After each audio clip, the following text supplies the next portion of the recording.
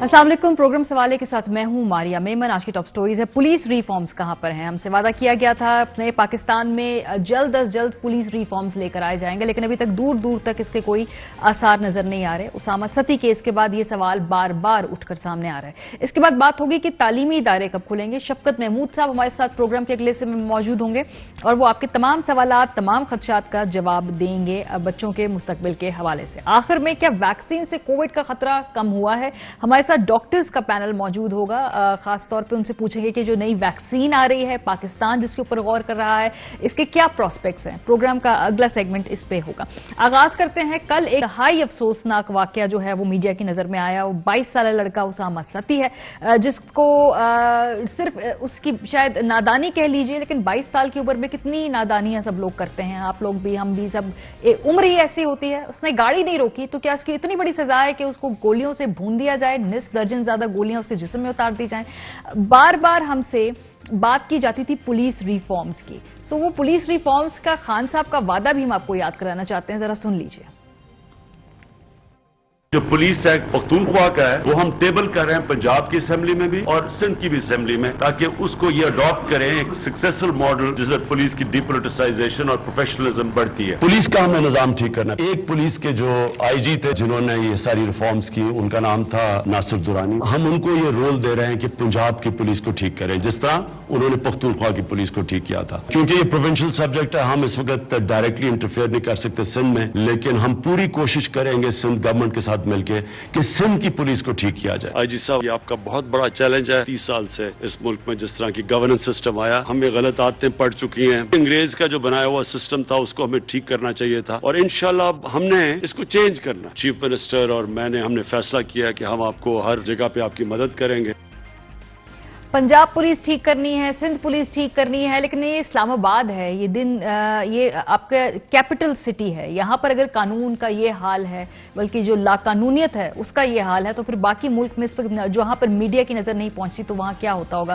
Programme के पहले से हम इस पर बात करेंगे। हमारे साथ उसामा सती के वालिद साहब नदीम सती साहब भी मौजूद हैं। इसके अलावा ताहिर आलम साहब साबिक आईजी इस्लामाबाद भी मौजूद हैं। नदीम साहब, आपसे मैं गुफ्तगू का आगाज करूंगी। सबसे पहले तो बहुत ज्यादा आपके साथ अफसोस करना चाहते हैं। आपका जो ये नुकसान है कोई नहीं हम समझ सकते, ना ही ये कभी पूरा होगा खला आपकी जिंदगी के लिए। ये आपका गम है, तमाम उम्र ये गम आपने उठाना है। हम आपसे रिलेट भी नहीं कर सकते। सिर्फ आपको उस वक्त तकलीफ देने का मकसद ये है कि ऑब्वियसली एक डैमेज कंट्रोल की कोशिश इदारे की तरफ से भी की जा रही है। हम देख रहे हैं मुख्तलिफ चीजें सामने लेकर आए हैं वो उसामा के हवाले से। पहले तो मुझे ये बताइए, जो आपसे आज मुलाकातें की गई हैं, आप मुतमिन हैं? आपको जो एश्योरेंसेस दी गई हैं इस इंक्वायरी के हवाले से, जो कि कमीशन बनाया जा रहा है, उस हवाले से? जी नदीम साहब। जी बिस्मिल्लाहिर्रहमानिर्रहीम।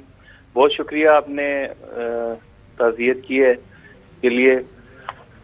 देखें, जो मुलाकातें की हैं, आज सबसे पहले मेरे पास जुल्फी बुखारी साहब आए थे और उनके साथ शहरियार अफरीदी साहब आए थे। उसके बाद शेख रशीद साहब भी आए, डीआईजी साहब, आईजी साहब और डीएसपी साहिबान आए। और उसके बाद जो है ना वो असद उमर साहब भी आए, अली अवान साहब भी, और डीसी इस्लामाबाद हमजा शफकार साहब भी आए। सब ने मुझे तसल्ली दी है और अपनी हिमायत का यकीन दिलाया कि वो इस केस में हमारी जना हर मुमकिन मदद करेंगे। तो जी बिल्कुल, मैं वक्ती तौर पे तो बहुत मुतमईन हूँ मैं इस सब से। मतलब मुझे उम्मीद है कि जना ये ज़ाहिर केस बहुत वाज़े है, क्योंकि आपने अपने जो स्टार्टिंग में ये बताया कि ये जो है ना वो गाड़ी के ताक़ुब में रोकी है तो रुका नहीं है। आप ये मुझे बताएं कि गाड़ी अगर रुकी नहीं है तो फिर गाड़ी के पीछे से फायर करते, वो गाड़ी रोकने के लिए टायर को ब्रश करते, आप गाड़ी की अगर उसकी पिक्चर देखें तो गाड़ी की विंड स्क्रीन से 6 फायर हुए हुए, 22 में से 6 फायर जो है ना विंड स्क्रीन हुए हुए, और 6 जो है ना वो फायर ही उसके उसामा के जो जिस्म पे जो है ना वो 6 फायर के निशानात हैं। तो आप ये मुझे बताएं कि अगर वो रुका नहीं है तो फिर फ्रंट से कैसे उन्होंने फायर कर दिए? ये देखें ना, ये एक वाज़ेह एक बात है। ये उसके ऊपर जो है ना वो एक उन्होंने ब्लेम किया ना कि वो हमने रोका है तो रुका नहीं है। ये मुझे तो ऐसा महसूस होता है कि उन्होंने गाड़ी को रोक के इत्मीनान से जो है ना वो उसके ऊपर फायर किए ताकि वो जिंदा ना बचे, वो मतलब गाड़ी के अंदर ही जो है ना वो मर जाए। सत्ती साहब, ये मुझे बताइए, इसके अलावा बाद में हम कल देख रहे हैं कि सोशल मीडिया पे कुछ FIRs भी सामने लाई गई हैं। ऑब्वियसली कोई चीज किसी बात का ये जवाब नहीं है कि आप किसी पे फायरिंग कर दें, लेकिन ये जो FIRs और एक ये जो नैरेटिव आप देख रहे हैं कल से इसको फ्लोट करने की कोशिश की जा रही, उस पर आप अपना रद्द-ए-अमल देना चाहेंगे? देखें, FIR ये तो सारा जाना, जब भी आप किसी के ऊपर जाना वो मतलब कोई जाना वो करेंगे, किसी के खिलाफ कार्रवाई करेंगे तो वो हाथ पांव तो मारेंगे। पुलिस भी अपने जाना वो हाथ पांव मार रही है और कोशिश कर रही है कि अगर अव्वल तो ये जाना ये सब झूठी बातें हैं और इन चीजों को जाना हमने उनके सामने IG साहब के सामने, DIG साहब के सामने और DSP साहिबान के सामने जाना डिस्कस किया, तो उन्होंने कहा है कि ये बिल्कुल जाना वो पुलिस की तरफ से नहीं है, ये किसी ने जाना वो और जो FIR है वो है भी जाना इसके नाम नहीं है। अच्छा। उसामा नाम से क्या मतलब होता है कि इसका नाम जाना उसामा बिन नदीम नाम है। उसामा बिन नदीम के नाम से जाना FIR कोई भी नहीं है। अच्छा। ठीक है। दूसरी बात ये है कि आप ये देखें कि जो उन पुलिस एहलकारान ने जाना जो बात की है और हमारी में बच्चे को जाना वो अपने जाना वो उनके बयानात सुनने भी होंगे कि इनोसेंट करार दिया है, तो उसके बाद फिर जाना वो इन चीजों की तो गुंजाइश ही कोई नहीं रहती है। बिल्कुल। और एक मिनट के लिए आप इसको फर्ज कर भी लें कि कोई FIR जो है उसके नाम है भी है, तो इसका मतलब ये नहीं है कि उसको जाना वो इस तरह बेईमाना तौर पे जाना वो कत्ल कर दिया जाए। बिल्कुल सही बात कह रहे हैं आप। कोई जस्टिफिकेशन नहीं, कोई तौजीह नहीं, इसका कोई भी किसी तरीके से भी कोई इसका नहीं दिया जा सकता एक्सप्लेनेशन। आखिरी सवाल, आपके कोई खदशात हैं या इस वक्त आप भरपूर इस वक्त मुतमिन है जहां तक ये पहुंची है इन्वेस्टिगेशन? तो कोई खदशात भी? देखिए मारिया, खदशात तो कोई नहीं है, अभी तो हम बहुत पुरुम्मीद हैं। सबसे ज्यादा हम जाना वो जो शुक्रिया अदा करते हैं मीडिया का है, जिसमें आप सब मीडिया ग्रुप ने जाना वो बहुत हमारे साथ ताउन किया है, जिसकी वजह से हमारा जो केस है वो बहुत ही अच्छी तरह प्रेजेंट हुआ है। और उसके बाद जाना वो सिविल सोसाइटी है जी, और ताजर ग्रुप्स भी जाना वो मतलब उन्होंने भी बहुत ज्यादा ताउन किया है। बिल्कुल। कल जाना वो जो कश्मीर हाईवे पे जाना वो जो रोड ब्लॉक की गई है। बिल्कुल सती साहब, बिकॉज ये कोई जंगल का कानून तो नहीं है ना, ये दारुल हुकूमत में ऐसे कैसे ये किस तरह एक 22 साल लड़के के साथ इस तरह कर सकते हैं? मुल्क के किसी भी हिस्से में कोई कैसे कर सकता है? बहुत शुक्रिया नदीम सती साहब, एक तो आपका सब्र, दूसरा ये कि जैसे आप इसको पूरे मामले को हैंडल कर रहे हैं, आपके खानदान, आपकी बेगम, उसामा के जो बाकी चाहने वाले हैं, उन सब के साथ हमारे ज़ारे ताज़ियत है। ताहिर आलम साहब, ये बेसिक अंडरस्टैंडिंग अगर हमारी किसी की भी जो बिल्कुल ही अगर जैसे कहते हैं ना बिल्कुल बेसिक लेवल पे अंडरस्टैंडिंग ये कि गाड़ी रोकने के लिए अगर रोकना चाहे तो बहुत सारे और तरीके भी होते हैं, किसी की जान लेना जरूरी नहीं है। तो ये क्या आपको लगता है कि ट्रेनिंग में कोताही है, जजमेंट में कोताही है? ये ऑब्वियसली एक 22 साल के बच्चे की जान गई है, कोई भी इंक्वायरी होगी, कुछ भी होगा, वो वापस तो नहीं आ सकेगा ना। लेकिन ये व्हाट वेंट रॉन्ग हियर, या कि क्या इंटेंट गलत थी, कोई कुछ और डूबियस मामला है? इस वाक़े पर इंतहाई अफसोस है और उसामा के वालिद साहब के साथ इंतहाई हमदर्दी। मैं समझता हूँ कि ये ट्रेनिंग की भी कोताही है और ये सुपरवाइजरी रोल जो है, जो अफसर इन कांस्टेबल्स को जिन्होंने फायरिंग की है, ये उनकी भी कोताही है कि वो अपने जवानों को सही तरह ये बता नहीं सके कि कब आपने हिफाजत खुद अख्तियारी के तहत फायरिंग करनी है या फोर्स यूज करनी है। कानून जो है ये हर एक को इजाजत देता है, चाहे आप हों, मैं हूं, पुलिस वाले हों, कोई हो, कि जब किसी की जान को खतरा हो या आपकी अपनी जान को खतरा हो तो आप फोर्स यूज कर सकते हैं। लेकिन उस सूरत में जब दूसरा भी कोई आप पर फायरिंग कर रहा हो या उसने असला ताना हो, यहाँ ऐसा कुछ नहीं था। गाड़ी निकली है, वायरलेस पर मैसेज हुआ है कि एक वाइट कलर की गाड़ी है जो डकैती करके जा रही है। पुलिस अलर्ट हो गई। ये जवान जो खड़े हुए थे, ये गाड़ी खड़ी हुई थी, इसने इस गाड़ी को रोका, वाइट को, जिसके काले शीशे थे, अंदर से कुछ नजर नहीं आ रहा था। और उसके बाद वो रुकी नहीं, उसका पीछा किया और पीछा करने के बाद कोई 7 किलोमीटर पीछा किया। अच्छा। उसके बाद उसे रोकने के लिए उन्होंने फायरिंग करती, जो कि बिल्कुल बिलाजवाज है। सो साहब, तरीकाकार क्या होता है ऐसी गाड़ी को रोकने के लिए? क्या तरीकेकार होता है? कैसे रोकी जाती है ऐसी गाड़ी जिसके काले शीशे हो लेकिन वो रुक ना रही हो? देखें, ये है तो उसका तरीकाकार यही है कि उसका पीछा किया जाए, उसका नंबर नोट किया जाए, उसको अनाउंस किया जाए और अगले दिन उसके मुतालिक उसका रिकॉर्ड लिया जाए कि ये गाड़ी कौन है, किसकी है, और उसको पकड़ा जाए।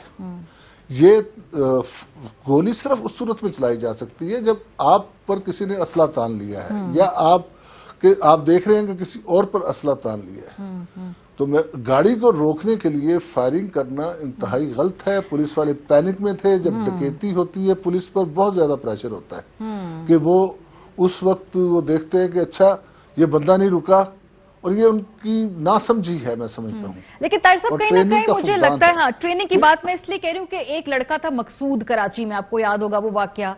फिर एक लड़का इंतजार हुसैन था, वो भी एक यंग सा बच्चा था, उसको वो भी गलती से उसके साथ गलती में, अब किसी की गलती, किसी का तो जिंदगी भर का रोग ना उसके वालिदैन के लिए। अब उसामा के भी जो वालिदैन का तो ये जिंदगी भर का गम है, किसी की गलती है जो भी है, मतलब मिस जजमेंट गलत है। तो फिर ट्रेनिंग के वक्त ये क्या पढ़ाया नहीं जा रहा, या शायद मतलब ये कैसे फिक्स करना है प्रॉब्लम? ये वाज़ेह प्रॉब्लम नजर आ रहा है। देखिए, ये राइट ऑफ सेल्फ डिफेंस के जो कानून है, जो ताजरात पाकिस्तान के सेक्शन 95 से लेके 100 तक और या 101 तक है, इसमें तो ये पढ़ाए जाते हैं। लेकिन उस वक्त शायद तवज्जो से सुना नहीं जाता। होना ये चाहिए कि ऑन जॉब ट्रेनिंग दी जाए, बार बार बताया जाए कि आपने कब फोर्स यूज करनी है और कब नहीं करनी और कितनी फोर्स यूज करनी है। तो ये इंतहाई, मैं समझता हूँ, एक ऐसा वाकया है जिसकी वजह से। लेकिन ताहिर साहब, इंट्रोस्पेक्शन क्या इदारे में हो रही है? बिकॉज हमने सानिया साहिवाल देखा और फिर आज ये वाकया है, इससे पहले मैंने आपको 2 वाकया, ये कोई इंट्रोस्पेक्शन कि भाई हम कोई अपने रिवाइज कर लें अपने SOPs को, अपने करिकुलम में चीजें ऐड कर लें, ट्रेनिंग में कुछ चीजें बेहतर कर लें, कोई सोच विचार का गुंजाइश है, हो रही है, होनी चाहिए है? मुझे पार्टिकुलरली तो कुछ नहीं पता कि इस बारे में क्या हो रहा है, लेकिन मैं समझता हूं कि right of self defence, private defence के मुतालिक पुलिस वालों को और तमाम जो लॉ इन्फोर्समेंट एजेंसीज हैं, उनके अराकीन को बार बार इसके मुतालिक बहुत अच्छी तरीके से बताना चाहिए और प्रैक्टिकल करके उन्हें समझाना चाहिए। उन्हें माजी के वो वाकयात बताने चाहिए जिसकी वजह से ये इस तरह के वाकयात हुए और पुलिस के लिए इंतहाई बदनामी का बायस बने। अब देखें, इस वाकये में पुलिस वाले गिरफ्तार हुए, उन पर मुकदमा न सिर्फ 302 का दर्ज हुआ बल्कि 780 जी। अब मैं बता रहा हूं कि अगर आम आदमी मारता रात के इस टाइम उस उसामा को, तो उस पर 780 नहीं लगनी थी, क्योंकि 780 उस वक्त लगती है जब आप खुले बाजार में पब्लिक में खौफ और हरास दहशतगर्दी, किसी को की जान लें या दहशतगर्दी करें। ये दहशतगर्दी नहीं है, ये उनकी नासमझी ट्रेनिंग का फुकदान है जिसकी वजह से ये सारा अमल हुआ। उनकी कोई उसामा से दुश्मनी नहीं थी।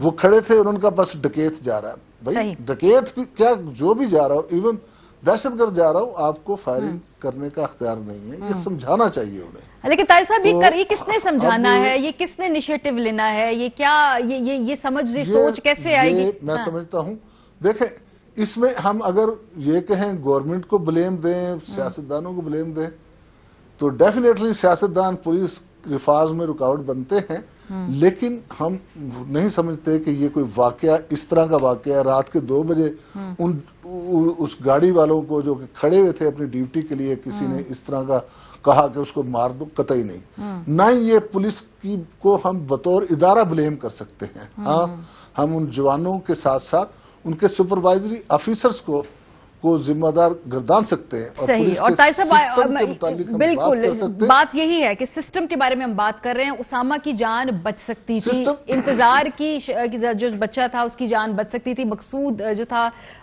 उसकी जान बच सकती थी।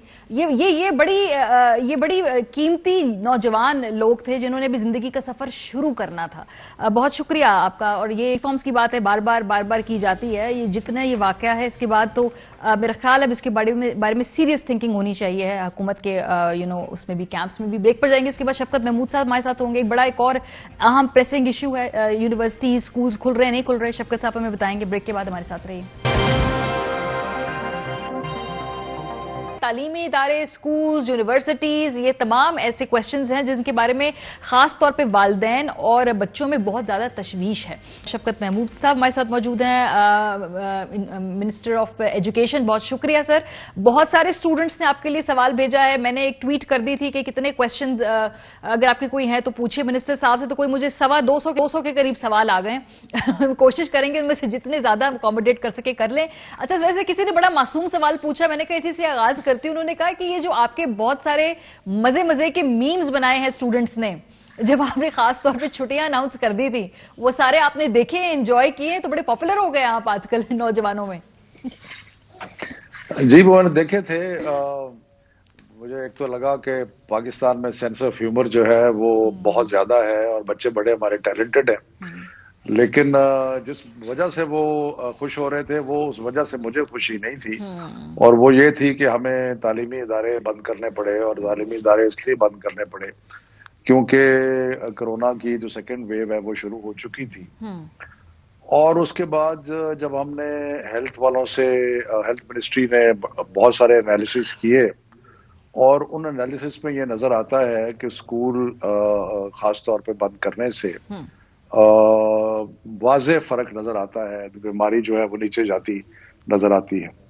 सो ये एक तो ये हेल्थ पॉइंट ऑफ व्यू है। दूसरा पॉइंट ऑफ व्यू एजुकेशन का है। मुझे तो बहुत ज्यादा तशवीश है और बहुत ज्यादा फिक्र है कि जो बच्चे स्कूल नहीं जा रहे, और खास तौर पे देहातों के बच्चे, खास तौर पे लो इनकम जो घराने हैं उनके बच्चे, वो जब जा रहे हैं, वो अगर स्कूल नहीं जा रहे, और कई उनमें से ऐसे हैं जो ड्रॉप आउट हो रहे हैं, तो पहले ही पाकिस्तान में 2 करोड़ बच्चा जो है वो स्कूल नहीं जा रहा, तो इसलिए ये एक इंतहाई तशवीशनाक बात है। ये कंसर्निंग बात है। और भी बहुत सारे क्वेश्चंस खास तौर पे उन स्टूडेंट्स के भी हैं जिनके कोई फाइनल ईयर एग्जाम्स हैं या उन्होंने अब प्रैक्टिकल दुनिया में कदम रखना है तालीम मुकम्मल करके। लेकिन मेरे ख्याल है हम मरहलावार शुरू करते हैं। शफकत साहब, अभी क्या इंडिकेटर्स हैं, क्योंकि आप लोग तो एनसीओसी और वगैरह हर जगह पे देखते रहते हैं, डेटा मॉनिटर करते रहते हैं। अब ये जो स्कूल है, क्या आपको लगता है कि अब जो आगे की टाइम है जनवरी के वस्त तक ये खुलने की तरफ जा रहे हैं, या अभी मजीद कुछ हमें इंतजार करना होगा? क्या इशारे क्या बता रहे हैं आप लोगों को? हमारे यहाँ हम कल मीटिंग कर रहे हैं सारे पाकिस्तान के वुज़राए तालीम की, जिसमें वो अपने अपने सूबे की सूरत हाल जो है वो हमसे शेयर करेंगे। पहले भी हम मॉनिटर तो कर रहे हैं।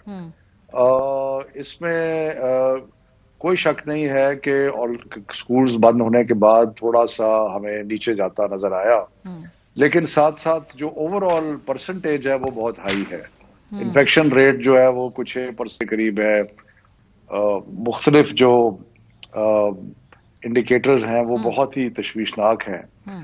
सो इसलिए मेरा ख्याल है कि कल बैठ के हम सारा सोचेंगे और सोच के कुछ फैसला करेंगे। मुझे लगता है कि 11 तारीख को तो शायद मुश्किल हो जाए। अच्छा। लेकिन बहरहाल हम देखेंगे कि क्या सूबों की तरफ से क्या ओपिनियन आ रही है। और हेल्थ, और सबसे बड़ी बात जो है, सबसे बड़ी बात यह है कि फाइनल फैसला जो है वो हमने हेल्थ मिनिस्ट्री की एडवाइस पे करना है, क्योंकि बच्चों की सेहत का रिस्क हम नहीं ले सकते। हाँ जी, जैसे आप कह रहे हैं कि ऑब्वियसली अभी इस पे कंसेंसस होगा, लेकिन इस वक्त जो अशारिये है बज़ाहिर उससे लग रहा है कि मुश्किल हो जाएगा। अच्छा, स्ट्रैटेजी क्या है शफकत साहब के, अगर स्कूल जब खोलने होंगे तो फिर क्या करेंगे? मरहलावार खोले जाएंगे, इकट्ठे खोल दिए जाएंगे? पहले सीनियर जो बच्चे हैं जिन्होंने अपने इम्तिहानात देने हैं, जो जरा ज्यादा पुख्ता उम्र के हैं, उनके खोले जाएंगे और छोटे बच्चों के बंद रखे जा सकते हैं? ये भी प्लान ए, प्लान बी, किन चीजों पे गौर हो रहा है? जी, एक तो गौर हो रहा है कि कब खोले जाएं, दूसरा ये गौर हो रहा है कि किस तरीके से खोले जाएं, क्या सारे इकट्ठे खोल दिए जाएं, सारे तालीमी इदारे। और जब मैं सारे तालीमी इदारों की बात करता हूं तो उसमें यूनिवर्सिटीज भी हैं, उसमें कॉलेजेस भी हैं और स्कूल्स तो हैं ही हैं उसके अंदर। सो मुख्तलिफ चीज़ों पे गौर हो रहा है। एक तजवीज़ यही है जो आपने कहा कि स्टैगर करके खोले जाए, लेकिन मैं आपको ये बताऊं कि हेल्थ के नुक्ता नज़र से जो सबसे कम इफेक्ट जिस पे हुआ है वो प्राइमरी के बच्चों पे हुआ है, और सबसे ज़्यादा तादाद भी पाकिस्तान में प्राइमरी के बच्चों की है। तो हो सकता है कि अगर हम राय लेंगे सबकी, लेकिन हो सकता है कि हम सबसे पहले प्राइमरी स्कूल जो है उनको खोलें, क्योंकि वहां पे जो हेल्थ डेटा है वो ये कहता है कि सबसे कम जो इम्पैक्ट है वो प्राइमरी बच्चों पे है। लेकिन उसके बाद ऑब्वियसली जिनके इम्तिहानात है, इंसिडेंटली जो स्ट्रेटजी आपने पूछी, हमने इम्तिहानात को भी एजेंडे पे रखा हुआ है। हाँ। और हमने आपस में डिस्कस भी किया है, और इसमें हम ये चाहते हैं कि इम्तिहानात को मुलतवी कर दें मई जून तक, क्योंकि मार्च में जो इम्तिहानात होने हैं वो बहुत करीब है और कोर्स कवर नहीं हुए, तो इसलिए इम्तिहानात को भी मुलतवी करना पड़ेगा। ठीक है सर, जैसे आप कह रहे थे कि वो कोर्सेज भी कंप्लीट नहीं हो रहे, बच्चों की बड़ी तश है, तो वो मेरे पास काफी क्वेश्चंस आए हैं खासतौर पे मेडिकल स्टूडेंट्स के। वो कहते हैं कि उनमें से कुछ ऐसे हैं जो फाइनल ईयर में इम्तिहान नहीं हो रहे, कुछ एक ही साल में वो काफी देर से लटके हुए हैं, वो कह रहे हैं इम्तिहान जो है उनके नहीं हो पा रहे हैं। सो अभी मेडिकल स्टूडेंट्स का फ्यूचर का क्या इस वक्त आपके नजदीक स्कोप है, खासतौर पे कोविड के दौरान के क्या इसके बारे में अभी आप लोगों की तजावीज है? देखिए जी, जो फाइनल फैसला मेडिकल स्टूडेंट्स के बारे में और मेडिकल के इम्तिहान और ये MD कैट के बारे में बड़ी कुछ बच्चों में तशवीश थी। ये सारे मामला जो हैं ये basically ministry of health deal करती हैं, प्रोविंशियल गवर्नमेंट के हेल्थ डिपार्टमेंट्स या उनकी यूनिवर्सिटी ऑफ हेल्थ साइंसेज जो हैं वो डील करते हैं। लेकिन हमने ये जरूर कहा है कि जो फाइनल एग्जाम्स हैं या जो स्पेशल एग्जाम्स हैं उसको कंडक्ट कर लिया जाए, क्योंकि वो लोग बिल्कुल तकरीबन अपने फाइनल पे पहुंचे हुए हैं, और उसको कंडक्ट करने में अगर SOPs को फॉलो करके उसको कर लिया जाए। लेकिन इन जितने भी मेडिकल के और इस किस्म के जो स्पेशलाइज्ड इम्तिहान है, इसका फैसला तो मिनिस्ट्री ऑफ हेल्थ करेगी। लेकिन हमारी एडवाइस यही है कि वो जरूर कर लें, क्योंकि डॉक्टर प्रोड्यूस होने हैं बाकी, तो उसमें सिर्फ ये है कि SOPs को फॉलो करके ये जो SOPs की आपने बात की, स्टूडेंट्स ने वैसे कहा वो चाहते हैं मोस्टली कि इम्तिहान दे दें, जाहिर सी बात है, लेकिन वो कह रहे हैं कि जो हॉस्टल्स में आते हैं पूरे मुल्क से स्टूडेंट्स, तो SOP का वहां पर निफाज करना, तलाक करना बड़ा मुश्किल हो जाता है, खासतौर पे हॉस्टल्स में। चले जो डे स्कॉलर हैं, जो घर से आ रहे हैं, वो तो आएंगे चले जाएंगे, तो ये कह रहे हैं कि ये काफी मुश्किल मरहला हो सकता है, ये इसमें रिस्क भी है।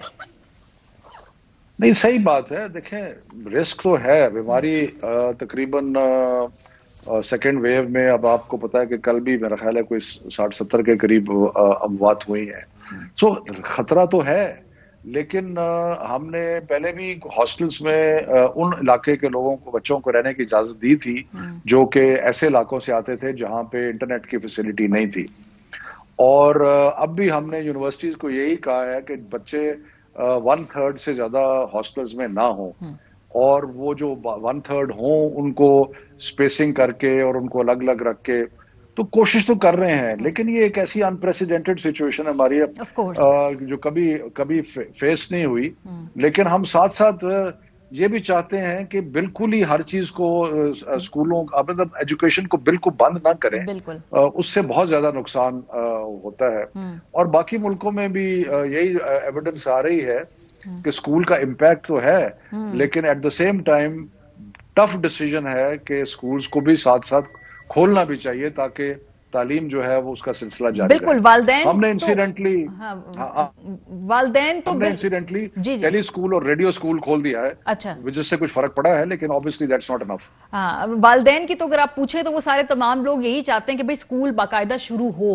उनकी बड़ी एक बड़ी जैसे कहते हैं ना मेजोरिटी की राय यही है। अच्छा, आप थोड़ा सा आगे बढ़ते बड़े स्पेसिफिकली मैट्रिक के और इंटरमीडिएट के स्टूडेंट्स ने भी क्वेश्चन पूछा था भाई कि ऑब्वियसली कोर्सेज कवर नहीं हो पाएंगे, उनके इम्तिहानात के बारे में अभी से आप लोग कुछ सोच रहे हैं या उसके बारे में बाद में मुलतवी किया हुआ फैसला कि उनका क्या करना है इम्तिहानों का? और ये नहीं, हम अभी कल हम ये चीजें डिस्कस करेंगे। जैसे मैंने कहा कि जो इम्तिहानात मार्च अप्रैल में होने थे वो हम कोशिश कर रहे हैं, और इंशाल्लाह आईबीसीसी से बात भी हुई है, बोर्ड्स के साथ, सारे बोर्ड्स के साथ भी अलग अलग बात हो रही है कि उसको हम मई जून में ले जाएं, और समर वेकेशंस को हम कम कर देंगे ताकि कोर्स जो बाकी बच्चे हैं उनका कोर्स वर्क जो है वो जारी रहे।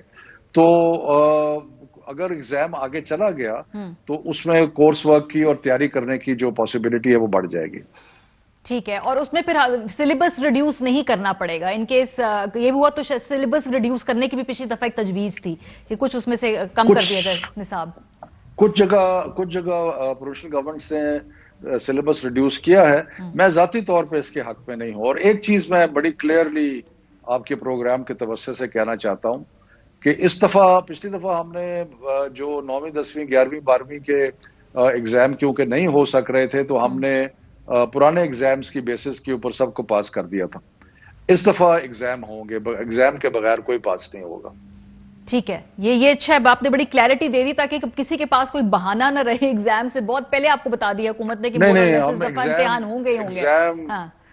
एग्जाम हर कीमत होंगे और एग्जाम के बगैर कोई प्रमोट नहीं होगा। ठीक है, चले अब ये लाउड एंड क्लियर बता दिया गया। अच्छा, ये जो पहली दफा के बाद अभी जो वैक्सीन आ रही है शफकत साहब, उसमें ऑफ कोर्स जो प्रायोरिटी में बताई गई थी वो ये थी कि जी फ्रंट लाइन वर्कर्स को और फिर जो हेल्थ वर्कर्स हैं उनको। सो ये आपका कहीं ना कहीं ये तजवीज है कि जो स्कूल का स्टाफ है या ऑब्वियसली अगर स्कूल्स खुलने हैं तो वहां पे आप लोगों की प्रायोरिटी है कि वैक्सीनेशन का एक्सपेडाइट किया जाए प्रोसेस? देखें, अभी सारी तफसीलात जो हैं वो तय हो रही हैं। वैक्सीन का ऑर्डर प्लेस हो गया है और मजीद भी उसमें नेगोशिएशंस जारी हैं।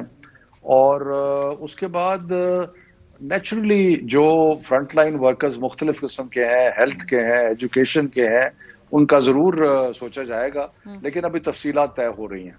ठीक है, बहुत शुक्रिया। हमारे साथ शफकत महमूद साहब मौजूद, जो तमाम बेसिक क्वेश्चंस हैं आपके उनका उन्होंने जवाब दे दिया। लेकिन एक बात जिसके बारे में वो कह रहे हैं कि लगता नहीं कि अभी फिलहाल फॉरेन स्कूल खोले जा सकेंगे, शायद ये डेट एक्सटेंड हो जाएगी। लेकिन बहरहाल जो सीनियर स्टूडेंट्स हैं उनको इस दफा इम्तिहान जरूर देना होगा। पिछले परफॉर्मेंस के ऊपर उनको प्रमोट नहीं किया जाएगा, इस दफा पेपर जरूर होंगे। प्रोग्राम एक ब्रेक लेंगे, उसके बाद वापस आएंगे तो कोविड के हवाले से वैक्सीन की कहां तक पहुंची है इस वक्त तक डेवलपमेंट, इस पर भी बात होगी। हमारे साथ डॉक्टर्स का पैनल मौजूद होगा, आप लोग हमारे साथ रहिए।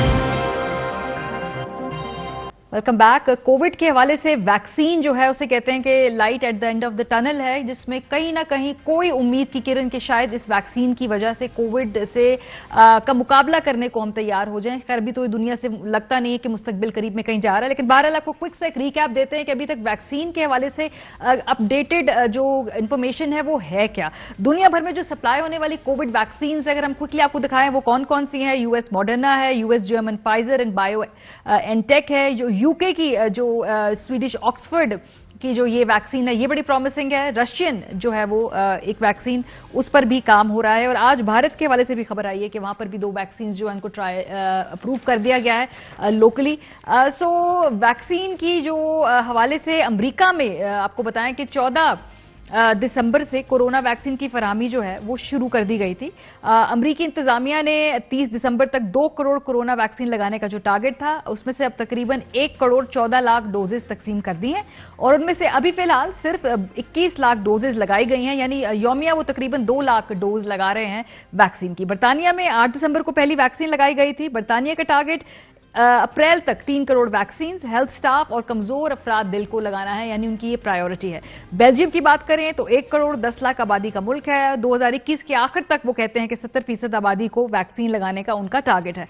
भारत ने आज इमरजेंसी इस्तेमाल के लिए 2 कोविड वैक्सीन की मंजूरी दे दी है। एक वैक्सीन मुकामी कंपनी भारत बायोटेक है और दूसरी बरतानवी स्वीडिश कंपनी, जिसकी हमने आपको पहले बात बताई। भारत का टारगेट जुलाई 2021 तक 30 करोड़ अफराद को कोविड वैक्सीन लगाई जाएंगी। तो ये अभी जो दुनिया के कुछ बड़े ममालिक हैं वो वैक्सीन के हवाले से इधर इस जगह खड़े हैं। हमारे पास प्रोग्राम के हिस्से में डॉक्टर जावेद अकरम साहब, vice chancellor university of health sciences Lahore से बराह रास्त हैं, डॉक्टर अताउर रहमान, सरबराह टास्क फोर्स कोविड-19 के। मेरा ख्याल है डॉक्टर अताउर साहब आपसे आगाज करते हैं। अभी सिर्फ अगर हमें जरा वाज़ेह तौर पे बता दीजिए कि वैक्सीनेशन की इंपोर्ट और उसको फिर लगाने के टारगेट के हवाले से हुकूमत पाकिस्तान ने जो प्लान अगर कोई डिवाइस किया है तो वो किस मरहले में है इस वक्त? जी शुक्रिया। ये गवर्नमेंट ने इमरजेंसी अप्रूवल तो दे दिया है और जो पहले जो है ये सिनोफार्म एक कंपनी है, चाइना की बड़ी कंपनी है, उनके साथ पाकिस्तान में हमारा इदारा ही क्लिनिकल ट्रायल्स कर रहा था इंडस हॉस्पिटल के साथ मिलकर। तो इसकी 12 लाख डोजेज अभी फिलहाल ऑर्डर की जा रही हैं और इसके बाद एज एन इमरजेंसी मेजर, और इसके बाद फिर हुकूमत की पॉलिसी ये है कि इसको ओपन अप कर दिया जाएगा और प्राइवेट सेक्टर को भी इजाजत दी जाएगी। जो ड्रैप अप्रूव करता जाता है जिन कंपनी की, उनके लिए फिर प्राइवेट कंपनीज को भी इजाजत होगी और गवर्नमेंट भी और भी कंपनी से इंपोर्ट कर सकती है इनके अलावा। इसी तरह एक और भी कंपनी है जिसके साथ क्लिनिकल ट्रायल्स चल रहे हैं, कैंसिनो बायो है, उनके साथ क्लिनिकल ट्रायल्स चल रहे हैं, तो उनकी भी इंपोर्ट हो सकती हैं और दूसरी कंपनीज की भी इंपोर्ट हो सकती हैं। तो ये जो है जैसे जैसे ड्रैप अप्रूवल देता जाएगा उसी तरीके से इंपोर्ट होती जाएगी। डॉक्टर साहब हम ये डॉक्टर अता हम ये टाइमलाइन क्या देख रहे हैं? क्योंकि जो पहले मेरी बात हुई थी डॉक्टर फैसल साहब से तो उन्होंने कहा कि मार्च के वस्त तक या आखिर तक ये लगनी शुरू हो जाएंगी वैक्सीन पाकिस्तान के अंदर। तो वो मार्च से हम देख रहे हैं। फिर ये जो अपने 12 लाख डोजेज लेनी है, ये जो वैक्सीनेशन की मंगवा रहे हैं आप, जो भी ये मुझे एक्सप्लेन भी कीजिएगा कि वो कितने लोगों को लग सकती है। उसके बाद फिर क्या टारगेट है हमारा? जैसे मैंने कुछ बताया, क्लियर स्ट्रैटेजीज है कि कितने फीसद आबादी को कब तक वैक्सीन लगानी है। लोगों का ये प्लान डिवाइस कर लिया है। हमारा प्लान इस हवाले से क्या है? बात यह है कि हमारे कंट्रोल में नहीं है। ये जो है कंट्रोल में उन कंपनीज के है कि कितने वैक्सीन वो सप्लाई कर सकती हैं बाहर से जो इंपोर्ट करते हैं। हर दुनिया भर से डिमांड है इस वक्त और सप्लाई जो है इस वक्त बहुत लिमिटेड है। पाकिस्तान ने क्योंकि इन दोनों चाइनीज कंपनीज से ये तय कर रखा है कि वो तरजीही बुनियाद पर पाकिस्तान को देंगी वैक्सीन, और दोनों अच्छी रेप्यूटेबल कंपनीज हैं, तो इसलिए बहुत अच्छे चांसेस हैं कि हमें इन कंपनी से बड़ी मिकदार में ये मिले। लेकिन मेरा अंदाजा वही है कि ये मार्च से लेकर और फिर अक्टूबर दिसंबर, तो अगले 6 से 9 महीने 10 महीने के अंदर के ये लार्जर क्वांटिटीज में अवेलेबल होना शुरू होंगी। लेकिन ये अभी कब्ल वक्त होगा ये कहना कि कितनी वैक्सीन आ सकती हैं और कब आ सकती हैं, ये सप्लाई के ऊपर डिपेंड करेगा। ठीक है। और डॉक्टर अता साहब, जैसे आपने कहा कि फिर प्राइवेट सेक्टर के लिए भी आप खोल देंगे। अब प्राइवेट सेक्टर पे फिर ये इसको मॉनिटर कौन करेगा? प्राइसेस कंट्रोल कौन करेगा? फिर उसकी क्वालिटी चेक कौन करेगा? जैसे अभी हमने टेस्ट के मामला में भी देखा, डिस्क्रिपेंसी सामने आई। फिर इतना कुछ बहुत ही कीमती ज्यादा पैसे ले रहे हैं कुछ इदारे वही टेस्ट करने के। सो ये कैसे आप इंश्योर करेंगे जी कि फिर इसमें फिर वो 2 नंबर काम जो होना होता है वो उस तरह ना हो? वो जो है drug regulatory authority of Pakistan का ये काम होता है कि वो सब चीज को देखती है। हर कोई थर्ड रेट कोई मटेरियल पाकिस्तान में इंपोर्ट नहीं हो सकता। फिर जो इंटरनेशनली रिकग्नाइज हैं, जो बाहर रिकग्नाइज हैं, बाहर की ममालिक ने एक्सेप्ट कर लिया है, पाकिस्तान जब उसको एक्सेप्ट कर लेता है और ड्रग रेगुलेटरी अथॉरिटी उसको इजाजत देती है, डॉक्टर अकरम जो बैठे हैं वे भी इसके मेंबर हैं, ये सब ठोक बजा के देखते हैं कि ये रीजनेबल है, प्राइस रीजनेबल है, क्वालिटी इसकी रीजनेबल है, और फिर इजाजत देते हैं उसको इंपोर्ट करने की, वरना इंपोर्ट की इजाजत नहीं मिलती इस तरह। ठीक है। डॉक्टर साहब, डॉक्टर जावेद अकरम साहब आपको इस गुफ्तगू में शामिल करेंगे। ये जो आज दिखाया हमने कि भारत में भी 2 जो वैक्सीन हैं वो उन्होंने आज अप्रूव की हैं। एक तो वो लोकली मेड है और एक ऑब्वियसली वो जो ऑक्सफर्ड वाली है वो वैक्सीन है। तो जरा ओवरऑल आपने भी इस पे पढ़ा है, आपकी स्टडी है, कितनी प्रॉमिसिंग है ये जो वैक्सीन आ रही हैं? इनकी कुछ भी ट्रायल्स हो भी रहे हैं, कुछ लोगों को लगना भी शुरू हो गई हैं। क्या है आपके पास इस हवाले से ऑब्जर्वेशंस? देखिए मारिया, ये बड़ी खुशाइंद चीज़ है कि पाकिस्तान उन ममालिक में शामिल है जहाँ पे फेज़ 3 क्लिनिकल ट्रायल्स हो रहे हैं, और इंशाल्लाह इस हफ्ते में हम अपना ये कैंसिनो का बायोकट ट्रायल कंक्लूड कर लेंगे। 18,000 वॉलंटियर्स हमारे कंप्लीट हो जाएगा सैंपल साइज। तो ये एनालिसिस की फ़ेज़ में चला जाएगा और मेरा ख्याल है चंद हफ्तों में हम अपना इंटरम रिलीज़ भी कर सकते हैं कि किस तरह टॉलरेट किया पाकिस्तानीज़ ने और उनकी एंटीबॉडी जनरेशन कैसी रही। जो प्रिलिमिनरी हमारा डाटा है वो ये है कि बहुत अच्छा अल्हम्दुलिल्लाह टॉलरेट किया। कोई भी ऐसा not a single person out of these 18,000 को सीरियस एडवर्स इवेंट हुआ जिससे एनाफिलैक्सिस कह सकते हैं या जिससे हॉस्पिटलाइजेशन नहीं करनी पड़ी। और थोड़ा 5 to 7% को फीवर ज़रूर हुआ वैक्सीन के बाद, और वो भी माइल्ड टू मॉडरेट फीवर था और 1 या 2 दिन में मेजॉरिटी का सेटल हो गया विद पैरासीटामोल या एनाल्जेसिया से। और जो ऑल्दो ये हमारी स्टडी का हिस्सा नहीं था लेकिन लोगों ने खुद अपनी एंटीबॉडीज एंटी स्पाइक एंटीबॉडीज कराई और वो उसकी रिस्पांस बहुत ही इनकरेजिंग थी उनमें। इवन एट डे 15 हालांकि हम 28 डेज बाद करते हैं, और जिनको कोविड हो चुका था उन्होंने भी लगवाई, उनका भी स्पाइक एंटीबॉडीज बहुत अच्छा रिस्पांस था। और जो बिल्कुल नोविस थे जिनको बिल्कुल नहीं एक्सपोजर हुआ था वायरस से, उनको भी बहुत अच्छी। ऑल एजेस अबव 18 को लगाई गई, प्रेग्नेंट लेडीज लैक्टेटिंग मदर्स को एक्सक्लूड किया गया। और इवन जो हमारे सबसे उम्र रसीदा 90 ईयर्स पे भी लगाई गई और उन्होंने भी बड़ी वेल टॉलरेटेड थी। तो ये एक बहुत खुश आइन चीज़ है। और जैसा कि अभी ये तासाब बता रहे थे कि अब बहुत सारी वैक्सीन्स ऑन दी होराइजन है, तकरीबन 49 वैक्सीन्स हैं।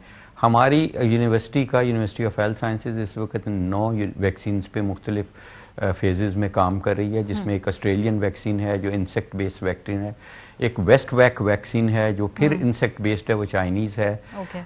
और ये ऑस्ट्रेलियन वैक्सीन के साथ तो हम ट्रांसफ़र ऑफ टेक्नोलॉजी पे काम कर रहे हैं। मैं समझ रहा हूँ कि देखें क्लिनिकल ट्रायल्स बहुत अच्छी चीज़ है, लेकिन clinical trials are not essential कि हर मुल्क करे।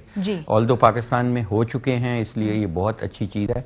और चाइना ने और तमाम ममालिक ने कहा हुआ है जहाँ आपके क्लिनिकल ट्रायल्स होंगे उनको तरजीह बुनियादों पे दी जाएगी।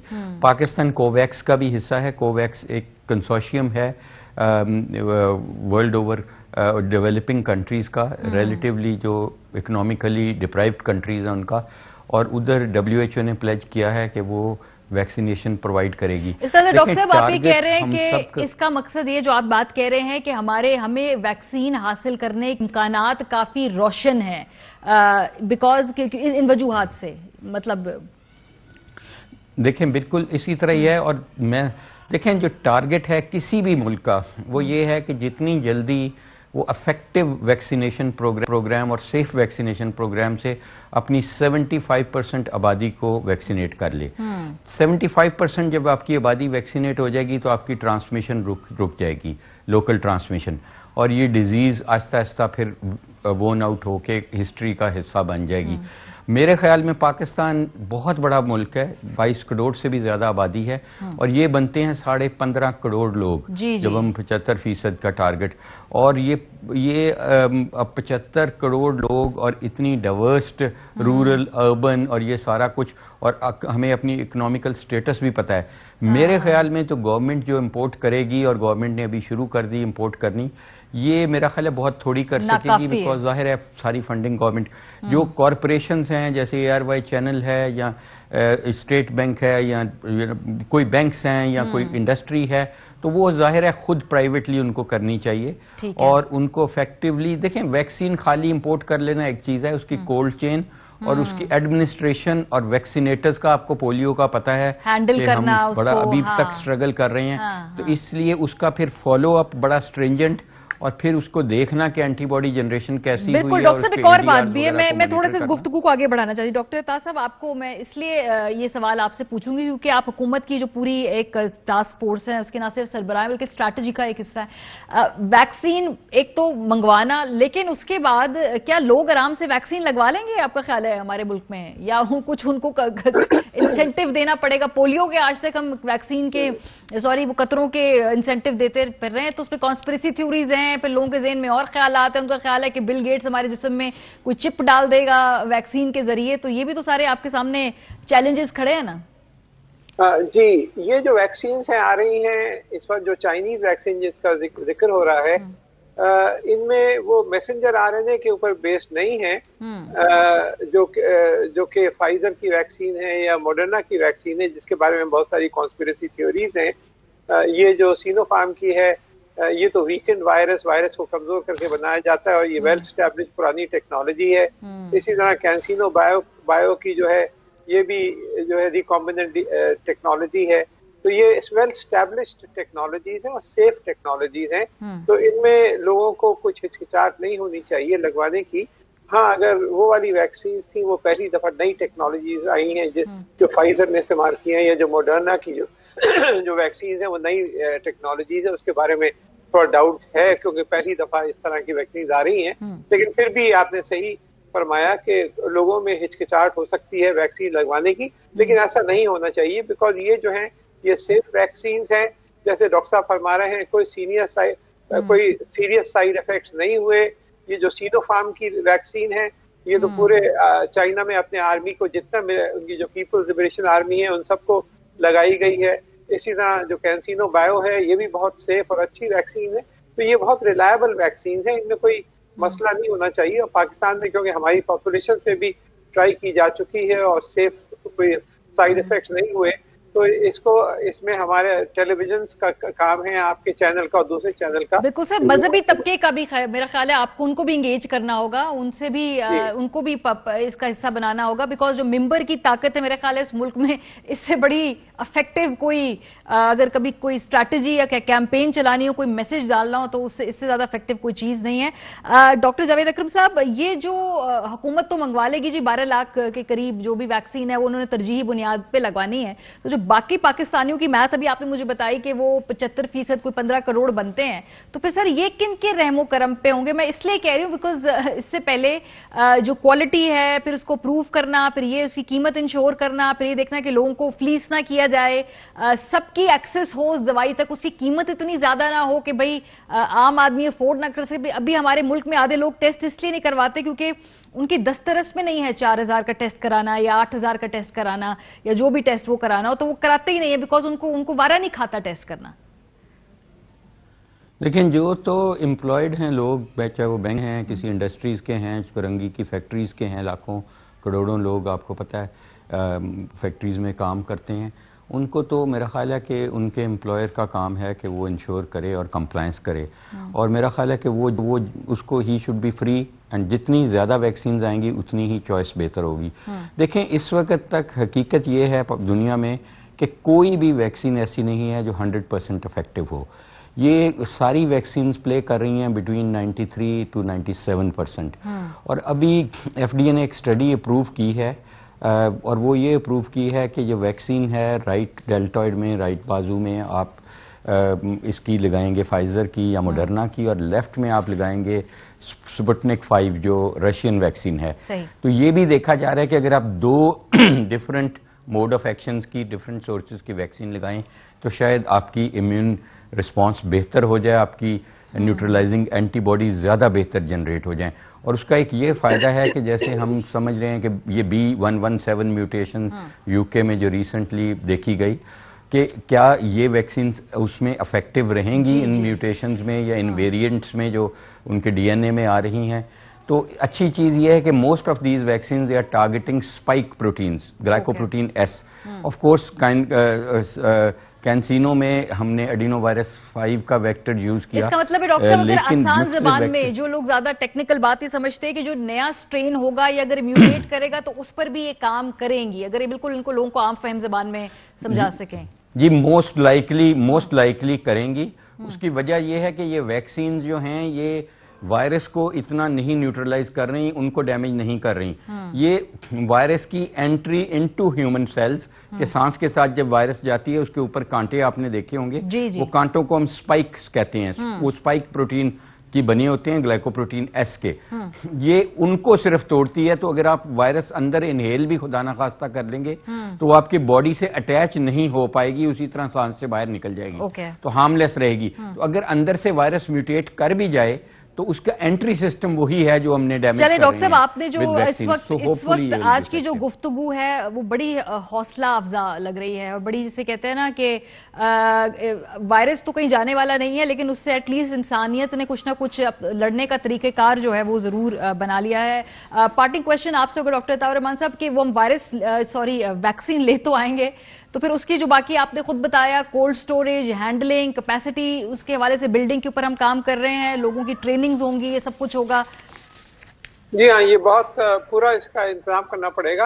ये जो वैक्सीन आ रही हैं, जो चाइनीज वैक्सीन की बात हो रही है, इनमें कोल्ड तो चाहिए होता है, 2 डिग्री से 8 डिग्री के दरमियान रखना होता है इनको, लेकिन वो वाला मसला नहीं है जो फाइजर की वैक्सीन में -70 या -80 का कोल्ड चेन, वो वाला जो था वो बहुत बड़ा प्रॉब्लम था। और ये जो है ये इसी के ऊपर काफी, और ये बड़ा चैलेंजिंग होगा कि दूर दराज इलाकों में सब जगह पे फैला सकें और फिर इनको डिलीवरी कर सकें। तो बिल्कुल सही आपने फरमाया कि मंगाना एक चीज है, बिल्कुल, लेकिन इसको बहुत सारे जिसको कहते हैं एंगल्स पे काम करना होगा। बहुत शुक्रिया डॉक्टर ताउर रहमान, जावेद अकरम। जो वैक्सीन के हवाले से हमने कहा जो कारकर्दगी है अभी तक उसकी जो रिजल्ट्स है उसका जायजा लिया जाए। बड़े ही इनकरेजिंग जो इसमें फाइंडिंग्स हैं हमारे जो एक्सपर्ट्स ने बताया, उस हवाले से प्रोग्राम का वक्त खत्म हो गया। अपना फीडबैक देना मत भूलिएगा। ख्याल रखिए, खुदा हाफिज।